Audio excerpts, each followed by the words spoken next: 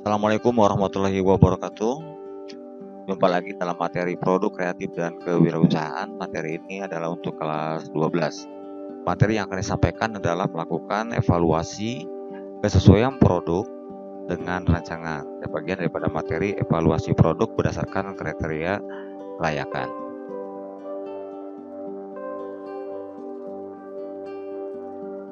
Evaluasi merupakan penerapan prosedur ilmiah yang sistematis untuk menilai rancangan dan menyajikan informasi dalam rangka pengambilan keputusan terhadap implementasi dan efektivitas suatu produk.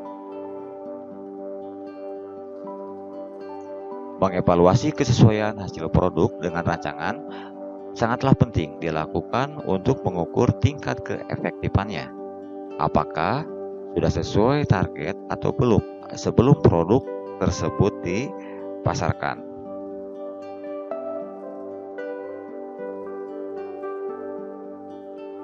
Pembuat produk perlu melakukan pengumpulan atau feedback data dari pengguna untuk menentukan langkah pivot sebagai bagian dari strategi bisnisnya. Ini penting bagi pembuat produk. Makanya dibutuhkan suatu evaluasi.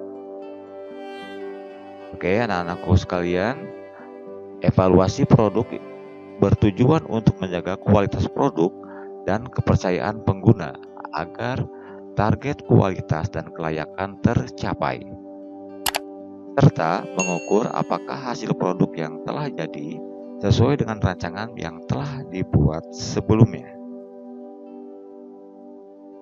Melalui evaluasi, kita dapat mengetahui kesalahan-kesalahan apa yang terdapat pada suatu produk yang kita buat. Lalu bagaimana cara mengevaluasi kesesuaian produk dengan rancangan berdasarkan kriteria kelayakan atau standar operasional? Oke, untuk mengetahuinya, kita ikuti materi-materi berikutnya. A. Melakukan evaluasi kesesuaian produk dengan rancangan. Seperti yang kita ketahui bahwasanya evaluasi merupakan kesesuaian produk dengan rancangan perlu dilakukan sebagai langkah pengecekan antara rencana yang dibuat dengan hasil yang didapatkan. Cara evaluasi ini dapat dilakukan secara manual. Ya, untuk mempermudah kita cukup melakukan evaluasi secara sampling terhadap produk yang sudah selesai dibuat. Oke, selanjutnya adalah pengertian evaluasi. Evaluasi adalah suatu proses yang sistematis dan berkelanjutan untuk menentukan kualitas dari suatu produk berdasarkan pertimbangan serta kriteria tertentu dalam rangka pembuatan suatu keputusan.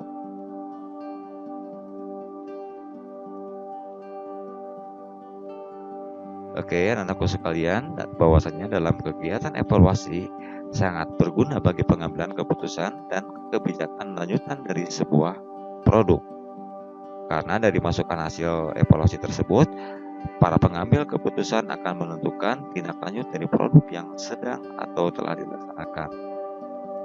Oke, dari hasil evaluasi adalah rekomendasi dari evaluator untuk mengambil keputusan.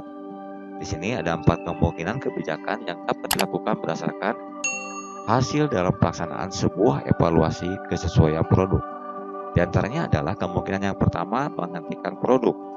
Kenapa produk dihentikan? Karena dipandang bahwa produk tersebut tidak ada manfaatnya atau tidak dapat terlaksana sebagaimana yang diharapkan, tidak sesuai dengan rencana. Kemudian kemungkinan yang kedua hasil evaluasi tersebut adalah merevisi produk. Kenapa harus direvisi? Karena ada bagian-bagian yang kurang sesuai dengan harapan. Ya, bisa saja terdapat kesalahan walaupun kesalahan tersebut hanya sedikit. Selanjutnya yang ketiga adalah melanjutkan produk. Nah, di sini karena pelaksanaan produknya menunjukkan bahwa segala sesuatu sudah berjalan sesuai dengan harapan dan memberikan hasil yang bermanfaat. Itu hasil dari evaluasi melanjutkan produk. Kemudian yang keempat adalah menyebarluaskan produk. Nah, dalam hal ini menyebarluaskan produk karena produk tersebut berhasil dengan baik, maka produk tersebut bisa disebarluaskan dalam area yang jauh lebih luas. Dengan adanya evaluasi terhadap kesesuaian hasil produksi dengan rancangan tersebut, seorang pembuat produk dapat memutuskan apakah rencana sudah berjalan sesuai dengan rencana atau tidak. Evaluasi ini ditujukan dalam pembuatan produk barang jadi, mana kualitas produk dapat menjadi faktor penentu bagi kepuasan pengguna atau konsumen.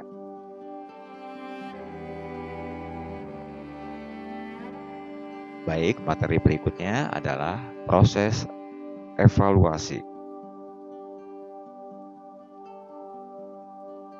Proses evaluasi pada umumnya memiliki beberapa tahapan.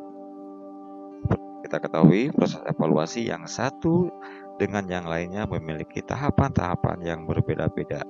Namun, secara umum proses atau tahapan evaluasi dapat dijabarkan sebagai berikut. Yang pertama atau yang A adalah menentukan apa yang akan dievaluasi. Nah, dalam kegiatan ini dapat dilakukan dalam bidang apapun dengan mengacu pada suatu program kerja. Dalam melakukan evaluasi terdapat beberapa aspek yang dilakukan penilaian.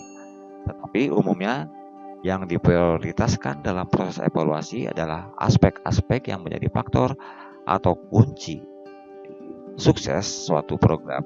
Kemudian yang kedua adalah tahapan evaluasi berikutnya adalah merancang atau mendesain kegiatan evaluasi.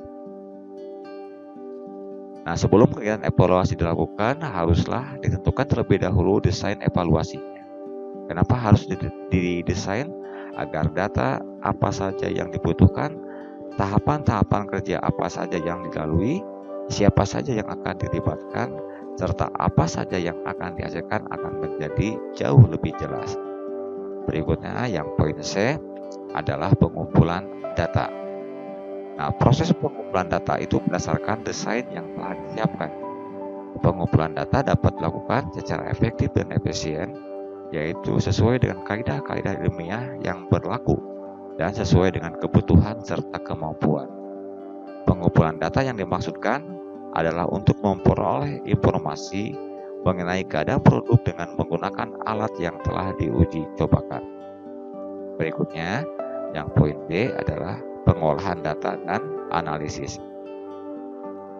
Pengolahan data dapat dilakukan untuk membuat data yang telah dikumpulkan menjadi lebih bermakna, sehingga dengan data tersebut dapat diperoleh beberapa gambaran yang lebih lengkap tentang suatu produk. Data tersebut diolah untuk dikelompokkan agar mudah dianalisis dengan menggunakan alat-alat analisis yang sesuai, sehingga dapat menghasilkan fakta yang dapat dipercaya. Nah, untuk selanjutnya, dibandingkan antara fakta dan harapan atau rencana untuk menghasilkan gap atau besarnya perbedaan tersebut. Jadi, besar gap akan disesuaikan dengan tolak ukur sebagai hasil evaluasi. Oke, yang terakhir adalah pelaporan hasil evaluasi. Agar hasil evaluasi dapat dimanfaatkan bagi pihak-pihak yang berkepentingan, hendaknya hasil evaluasi didokumentasikan secara tertulis. Salah satunya menjadi laporan yang sistematis. Penyusunan laporan bertujuan untuk menyampaikan suatu informasi, keterangan, pemberitahuan, ataupun pertanggungjawaban dari pihak yang satu kepada pihak yang lainnya. Itu adalah merupakan proses atau tahapan-tahapan evaluasi. Oke, anak-anakku sekalian, berikut ini adalah salah satu permasalahan dari sekian banyak permasalahan dan berikut penyelesaiannya. Oke, kita rangkum kembali bahwa evaluasi merupakan suatu proses yang bertujuan untuk mengukur tingkat keberhasilan suatu program. Dalam hal ini adalah pembuatan produk. Dengan adanya kegiatan evaluasi, kita dapat mengetahui apakah suatu produk yang dihasilkan sesuai dengan rancangan yang telah ditentukan sebelumnya atau tidak.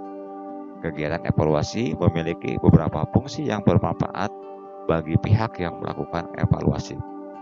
Apa saja fungsi-fungsi tersebut? Nah, kita pahami beberapa fungsi yang dihasilkan dari kegiatan evaluasi adalah 1. fungsi selektif, di mana fungsi selektif ini merupakan fungsi yang dapat menyeleksi produk apakah memiliki kemampuan yang sesuai dengan standar yang diharapkan.